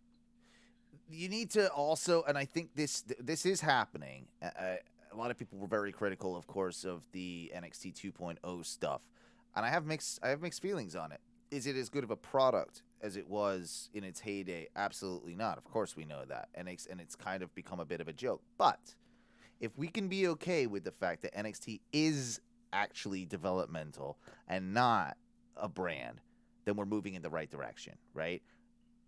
Because that's what we're seeing with NXT 2.0. They are firmly moving in, this is developmental. We had like 6 goddamn debuts on one night. We had another couple the following week, right? We've had gimmick changes within gimmick changes. Now Joe Gacy's canceled. Now he's back. At least they're trying, right? At least they're doing something to build new people. Now, what I'm thinking is unfortunate is all the people that are the old NXT guys that it might get lost in this shuffle, that might not have any place on the main roster or on the developmental brand, because they're going to be like they're going to be your Ciampas and your Garganos. They're going to be those guys, and that's who's unfortunately going to pay the price. But realistically, what they're doing with building new talent at NXT 2.0 is a smart move. It's going to take a long time for them to like get this shit back on track, right? It's going to take a long time to do it, but they're on. I think they're actually finally. Can't believe I'm saying this, but they might be onto something with a few of like the ideas that are happening within NXT, 2.0, because they need that real developmental system, and because they've had like such strong rosters for so long, it's not felt like developmental. Now we're going back to that, and now we might get more of your character-based wrestling that's going to come up through the ranks, which is more appropriate for Raw and SmackDown. It is 100%. So yeah, the work rate's not going to be there like it was. It's not going to, it's going to have its flaws in that way, but is it better it wouldn't be better for AEW, but this is better for WWE, and it will build, and they want more characters. They need more characters. They need more of that stuff, and they're at least trying. So I'll give them that. Next question. What are your thoughts? Good old Deuce. What are your thoughts on the roads to the top? That's his first question. Absolute dog shit, like any other reality show I've ever seen. Kind of cool seeing some backstage stuff for me, but did you get to see any of it, Matthew? Oh, I watched it. What do you? First off, I mean, you like 90 Day Fiance, so do I. Yeah. So that's the both one, of them are they're about as staged as each other. Like it's don't look at this as a documentary. Like I don't know. It's definitely not. I think the only things that I take away from it are the fucking like little bit of backstage montages that I get. That's fun. As a wrestling fan, I'm like, that's cool to see. Beyond that, I mean, this is. My name Cody is Cody. Again, jacking this off is on Brandy. TV. She's a bitch when she's pregnant. Going down the road in my big black truck. Whoa, whoa. Yeah. Whatever. It's like any other reality show. He asks, also, is there any one piece of merchandise you want at the AEW show in Orlando? I'm an adult. I can buy merch online. Thanks. Yeah, I don't know. Well, hopefully they have merch because they didn't fucking have it in Jacksonville. Yeah, they might not have any, so don't get your hopes up. Also, why the hell Or they might not have condiments. You guys might need to sneak some snacks might in. Need to. Why the hell aren't they advertising our show in the show to buy tickets for it? I don't know. I hadn't noticed that. Maybe it's done good numbers. I don't know. Maybe they don't need to advertise. Was it October 23rd? Yeah, you feel like they would probably flash that up. Maybe next week. And then this one's actually a good question from Deuce. Who do you think will be the surprise Joker Wednesday in the Casino Ladder Battle Royale? Is that this Wednesday that they're doing that, huh? They're doing that. Is that? Is it? Look that up. Or is that something for down the line? No, maybe it is. Maybe it is this Wednesday. I think he might be right. I knew it was soon. For some reason, I never paid attention to the date. If it's next week, then, well, logic states they've already brought him in as a Joker before. You bring Leo Rush in, right? Right. Because he didn't have the greatest time in that Battle Royale. So if they do the ladder match. Oh, so they were going to. So fit. Khan was going to announce the ladder match participants on Rampage. Oh, so he must have done that tonight. Yeah. While we were doing the show. Hold on. But I think with still a Joker. Yeah. Which, yeah, I could see them doing Leo Rush with that. You think so? Yeah, because he kind of got screwed. He came in that one time and did the Battle Royale and then got thrown out after like a 30-second sequence. Yeah, and now they've made this promo. Yeah. Yeah, that seems about right. I mean, I don't really see. That's It's too early for Adam Page to come back. Is it too early? Do you think? How long do you need? You're gonna watch your whole kid turn 18? What are you gonna do? Come on, get back to work. Get back to work. You gotta work like 2 days a week. Kip Sabian? Yeah. Does it? No one cares about that. No one cares. No one cares. Brian Cage? Sure. I'm just trying to think, like, who haven't we? Nick Gage. Yeah. Doing high spots off a ladder. No. Joey Janela. You know, I'd be stoked if Joey was in that match. I'd be stoked if Joey won that match. Joey needs some love.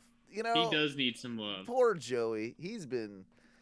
Did you get to see? There was a little thing he did on Twitter, him and Cody, and they had like, obviously staged, but Cody had Joey like tied to a chair, like no.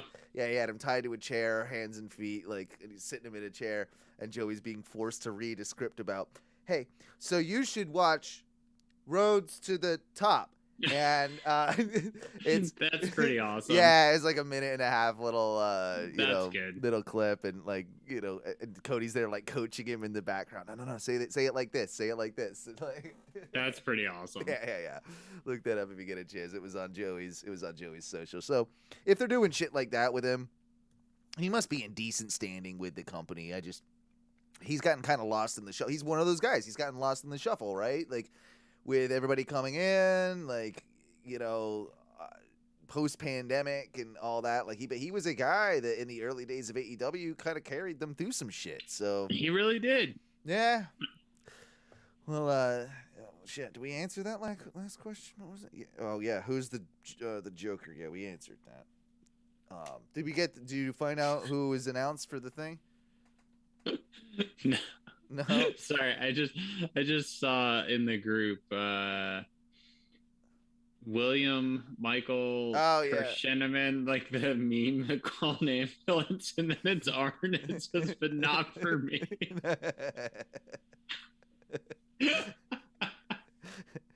That shit's too funny. Arn. No, that really made me fucking laugh out loud. Sorry. Nope. Yeah, hold on. So I'll get this. I had it. I typed in casino ladder match Joker. So we'll put participants. Yeah. All right. All right. Wrestle Talk's got something from 27 minutes ago, so I'm hoping this is up to date. These assholes. Just tell me who's in the goddamn thing, people. Oh, they didn't announce them? They only announced 4. Okay, so 4 of the 7 participants were announced. Okay. Oh, so with 7. The 7th to be we a didn't Joker, even know that. Yeah, I didn't know that either. So, all right. So 4 of the 7 participants were announced, with the 7th to be a Joker surprise entrant, and the other 2 to be announced sometime between now and the show. Okay. 2 men will start in the ring, with the other 5 coming in one by one at intervals. Yeah, they've done that before, yeah. Yep, but the match can be won at any time, so theoretically it could be won before everyone enters. Yep. So, interesting. If you grab the poker chip. Yeah. So the 4 names that were announced are, do you want to take a guess? Yeah, I'll give it a shot. I'm going to say one of them is Dante Martin. Nope, not on the list. Strike 1. All right. Let's see. Okay, who would be in this? Matt Sydal. Strike 2. Damn. Think higher. Think bigger. Think bigger than that. Wardlow. Strike 3. What are you doing with Wardlow? You're out. Goddamn. No, that's right. I didn't get any of them. Who we got? No. Who we got? Pac. Oh, good. That's cool. Andrade. Awesome. Mox. Oh, wow. Lance Archer. Those are the 4 announced. Those are the 4 announced. Those are big boy names. Those are big boy names for sure. I don't know. Can Leo Rush hang? Not with that crowd. Yeah, that's what I'm saying. Nah, with the crowd I was talking about earlier, he was hell holding yeah. up his chain in that promo, and he's got like a diamond like pendant. Yeah. But I was like, it's like a puka shell chain, dude. Yeah, Like, get a better you chain, bro. It's weird. It's a weird look. No, that's interesting. Maybe this is a good chance for them to do something with Archer again too. I hope so. It probably isn't. Probably isn't, But yeah, maybe we get there's a lot going on in this. There is already. Like there's a lot of different angles. Well, it's going to be interesting then. So you can count these other people out because you got Sammy and Bobby Fish for the TNT Championship. Then you've got Bryan Danielson, Christian Cage, Jungle Boy, and Luchasaurus versus Kenny Omega and the Super Click. So that ain't none of those guys. Yeah. So, and then the only other thing is the women's ones is Serena Deeb and Sheeta. Yeah, I don't think. No. So, okay. Here's also the thing with all those people that you just named. Mox and Archer, existing feud, not quite over yet. Yep. Pac, Andrade, existing feud, not quite over yet. So none of those four are winning. It's one of the three people that are unannounced. Yeah. That's my guess anyway. Yep. At this point. No, that's it. That's good. Deductions. Yeah. See. Yeah. The old Bobby Heenan brain over here. Logistics. Yeah. Logic. I do like that they signed Kiera Hogan. She's a good signing for All Elite. Saw that this past week. She's like official. We got to see her at Dark. She looked great. Impact has now a digital media championship, which is the worst name of any belt ever, I think. It looks nice. It's a nice looking, but the digital media championship. Yeah, really? That's a fucking. You could have done something better than that. I like the concept. Next we're gonna of get it. like an NFT champion. At that point, just call it the Internet Championship. Just I don't know. At which case, you all have to come fuck with the Ono Wrestling champion. Yeah, exactly. Reigning and defending over and over and over. Generating that fucking Xbox heat. We also have one little last piece of news I want to get to because we were about there on time here, if not over. But the Mall of Millennia has actually reached out to AEW and said that they would love to host an episode of Dynamite, much like the inaugural Monday Night Nitro that took place all those years ago. So this is totally something Khan and Cody would have a boner for and be like, 100%. WCW, yeah, oh yeah, let's get an AEW show in the Mall of America and do that whole thing. Yep, do some Lex Luger stuff. 100%. Bring him back. Yeah, bring him back. AEW needs more Legends nights. If Sting can do it, you can do it, Luger. Dude, yeah. You guys talked about it last week, I think. The fucking Sting is like, what? You're like fucking 62? What? Yeah. Dude, I fucking wake up in the morning and I'm fucking like sore all the time. He's been killing it. And something I meant to mention earlier on in the show, and it's just been kind of so long ago because it's literally a week ago since it happened, but was the Rampage at Grand Slam, Grand Slam Part 2, if you will, the Grand Slam Rampage. Jericho put in a fucking shift. Jericho actually looked the best he's looked probably in all of AEW. He looked really, really good. I'm glad you brought that up because he definitely did. And credit where credit's due to old man Jericho. I was thoroughly impressed. I'm like, maybe you do still got it a little bit more. I think he was proving to all of us that are a little bit like, come on, old man Jericho, go away. Like, I think, fuck you. Like, I can still do this shit. I can still go. I can still go when I want to, but I'm also good on the mic and good at storytelling, good at arcs, so I can fucking do that all day. But if I want to go, I can fucking go. And I just can't go every night. More power to him. Honestly, it was one of my major there was so much good shit on that show, but it was my main take away from like the whole thing. Like, no kidding. All right.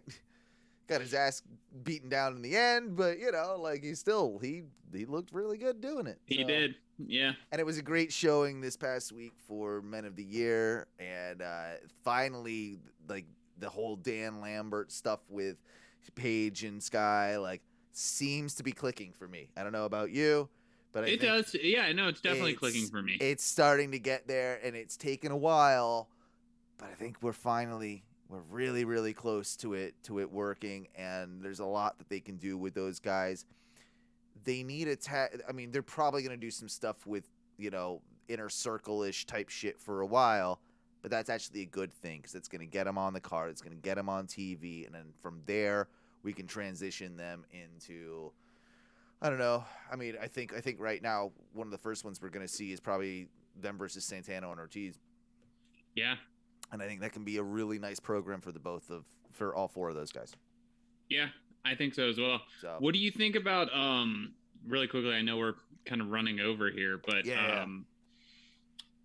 why am I blanking on his name? I just had it. SCU bald. Oh, good old. It came back. Fuck. Why am I blanking now? I had it. Yeah, why am I blanking? God damn it, Curry Man. God damn it.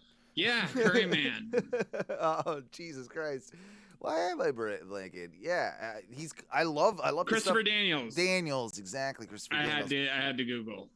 But no, like he did a little thing on BTE, didn't he? Where he was coming back as his it's the Fallen Angel gimmick, right?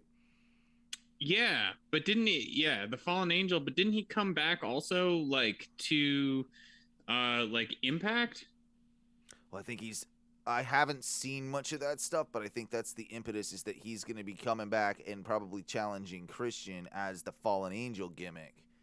Okay. And yeah, like he's got that like cool like red eye contact thing. Yeah. Okay. So he won a match already. I guess. he did go back. Yeah.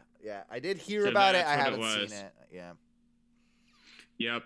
So, but he helped Christian Cage and Josh Alexander. Oh, but he's gonna turn on that motherfucker. You watch. And that would be a great way to kind of get that title off Christian with a guy that Impact's always had such a great relationship with, and with Chris, with Daniels and all that. So I don't know. That kind of works. Kind of like it. Yeah, I'm for it. Give him one last run. You old bastard. He's not even that though. He's really not. Let him have it. Yeah. I mean, we were just talking about Sting. Come on. Yeah, exactly. He was crushing it, unlike fucking Dadberg. Well, I heard Mick Foley's all elite, so we'll yeah. Never say never. Guys, it is time that we probably wrap this up, and you know what? I dare say that was a pretty damn good show. It's a little all over the place, but sometimes it's more fun like that, where you're just bouncing off the walls, just kind of talking about whatever interests you at whatever time. We will be hopefully back next week. I think we'll try and do it early in the week. I don't know at this point. Schedules are a little bit crazy. We're doing what we can when we can. If you are listening to this on the podcast feed or at onowrestling.com, don't forget that you can tune in live whenever we go live. Find out about it in our Facebook group. You can watch it there, or we'd love you to help us subscribe over on Twitch at the Ono Twitch, kind of channel there. That's twitch.tv/ONRS Live. For Duncan, I'll give you a little bit of a woo. And, as we get out of here, don't forget, we do a slightly different woo these days, but it's a little bit the same. Matthew, it's been my pleasure, and hopefully... My pleasure, too. I'll catch you very, very soon on the show. Yeah, what do we say when we get out of here? A little bit of Sting. Woo! Woo!